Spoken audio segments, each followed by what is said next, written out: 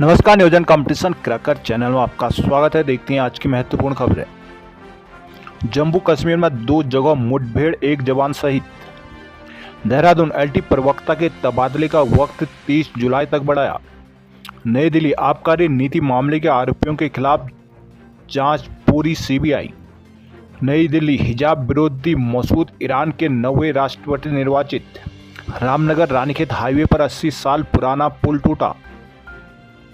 देहरादून 4 धाम यात्रा बाधित, 4 मरे।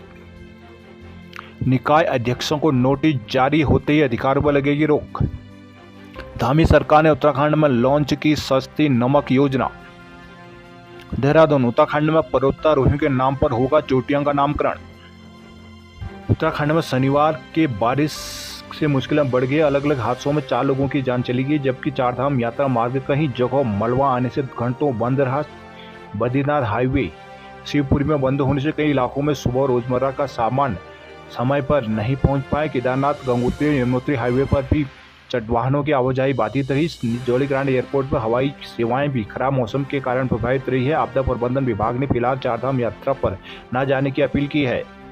नगर निकायों के निर्वाचित जनप्रतिनिधियों को किसी मामले में जांच के बाद नोटिस जारी होते ही उसके वित्तीय प्रशासनिक अधिकार तत्काल सीज हो जाएंगे। जांच में दोष साबित होने के बाद यदि जनप्रतिनिधि को पद से हटाया जाता तो ऐसे अगले 5 साल तक चुनाव लड़ने पर भी स्वतः ही रोक लग जाएगी। शहरी विकास विभाग ने इसके लिए संशोधित अध्यादेश जारी कर दिया। अध्यादेश के मुताबिक जांच में बरी होने के बाद ही जनप्रतिनिधियों को वित्तीय और प्रशासनिक अधिकार बहाल हो पाएंगे।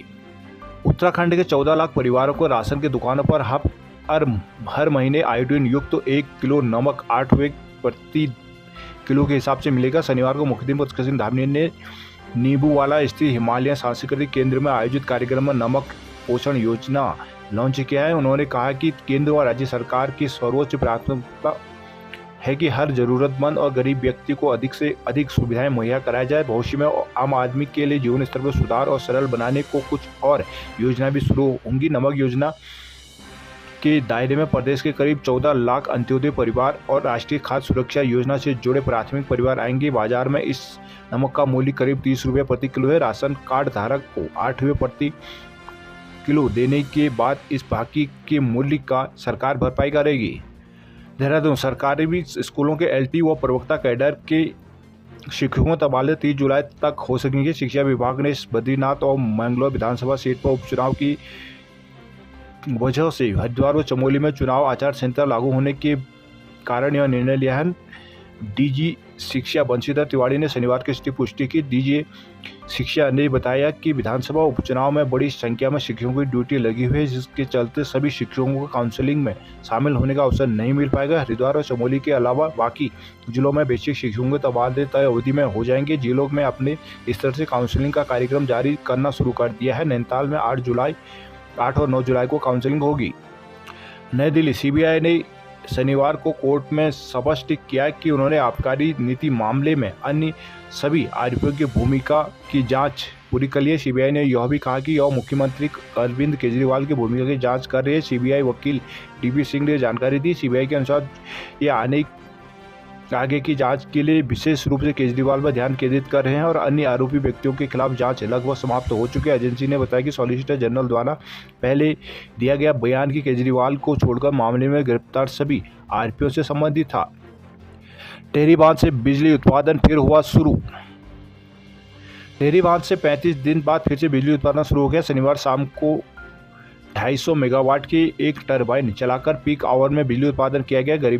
रविवार से चारों टरबाइन चलने से 1000 मेगावाट बिजली उत्पादन होने लगेगा। वहीं कोटेश्वर बांध से भी बिजली उत्पादन शुरू हो गया। बांध से आगे देवप्रयाग तक भगीरथी की जलधारा में भी पर्याप्त जल बहने लगेगा। नई टिहरी में शनिवार को पत्रकारों से बातचीत करते हुए टीएचडीसी के कार्यपालक निदेशक ईडी एलपी जोशी ने बताया कि 2 जून से टिहरी बांध क्षेत्र में पंप स्टोरेज प्लांट का सिविल कार्य करने के लिए शटडाउन किया गया था। टिहरी बांध और उसके सहयोगी कोटेश्वर बांध में 35 दिनों तक शटडाउन रहा, जिस कारण बिजली का उत्पादन बंद रहने के कारण टिहरी झील से केवल 8 से 10 क्यूसेक पानी कोटेश्वर की ओर और कोटेश्वर से देवप्रयाग की ओर 10 से 15 क्यूसेक पानी भगीरथी में छोड़ा जा रहा था।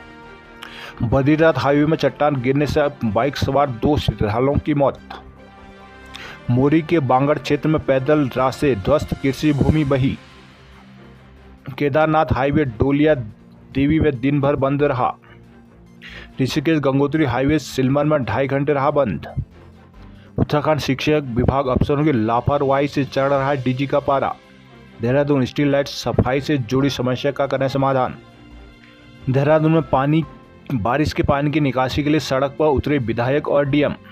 ग्राफिक एरा मेडिकल कॉलेज को 150 MBBS सीटों की मान्यता।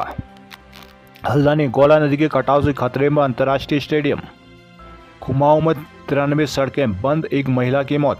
पिथौरागढ़ खतरे के निशान पर, नदी आसपास के लोगों की नींद उड़ी। पूर्णागिरी मुख्य मंदिर के द्वार मलबे से दूसरे दिन भी रहे बंद। चंपावत के स्वाला में 4 घंटे बंद रहा all weather road. Koirala pumping योजना से पानी की आपूर्ति ठप। पिथौरागढ़ टनकपुर में रोडवेज कर्मचारियों ने किया प्रदर्शन। 3 सूत्री मांगों को लेकर रोडवेज कर्मचारी संयुक्त परिषद ने रोडवेज वर्कशॉप में प्रदर्शन किया। कर्मियों ने कहा कि कार्यालय से गायब हुई कुर्सी सहित अन्य मांगों पर कार्यवाही न होने तक आंदोलन जारी रहेगा। शनिवार को रोडवेज कर्मचारी संयुक्त परिषद के बैनर तले रोडवेज वर्कशॉप ने धरना तीसरे दिन भी जारी रखा। शाखा अध्यक्ष दीपक सिंह बोहरा के नेतृत्व में कर्मचारियों ने प्रदर्शन किया। कहा कि टनकपुर डिपो में कर्मचारियों की मांग को लेकर समर्थन किया जा रहा है। 3 माह के अनुबंधित बसों के बाईपास प्रकरण में कोई कार्रवाई नहीं की जा रही है। अल्मोड़ा मोहान में पुल ढहने से यातायात डाइवर्ट। बारिश से पनियालीसोर नाले के उफान के कारण शनिवार शाम मोहान के पास रनिके स्टेट हाईवे पर पुल टूटने से यातायात डाइवर्ट कर दिया गया। यातायात डाइवर्ट होने से दोनों तरफ से आवाजाही करने वाले यात्रियों को करीब 12 किलोमीटर का अतिरिक्त फेरा लगाना पड़ेगा। वहीं एनियालीसोर का पुल टूटने से सल्ट और बेताल घाट के ब्लॉक के करीब 20 गांवों को रामनगर से सीधे संपर्क टूट गया है। इन गांवों के लोगों को रामनगर आने के लिए करीब 20 से 30 किलोमीटर का अतिरिक्त फेरा लगाना पड़ेगा। अल्मोड़ा में 4 दिन से हो रही है बारिश, जनजीवन हुआ अस्त व्यस्त। जागेश्वर के झांकर श्याम मंदिर में गिरा विशाल पेड़। अल्मोड़ा के खतियारी में बार खोलने पर भड़के लोग। जिला मुख्यालय के सबसे बड़ी ग्राम सभा खतियारी में बियर बार खोलने से लोग भड़क गए हैं। शनिवार को 100 से अधिक लोगों ने सड़क पर उतरकर शासन प्रशासन के खिलाफ जोरदार प्रदर्शन किया। साथ ही बार बंद नहीं किए जाने पर उग्र आंदोलन की चेतावनी दी है। स्थानीय लोगों का कहना है कि पहले से नगर में नशा तस्करी और बिक्री चरम पर है।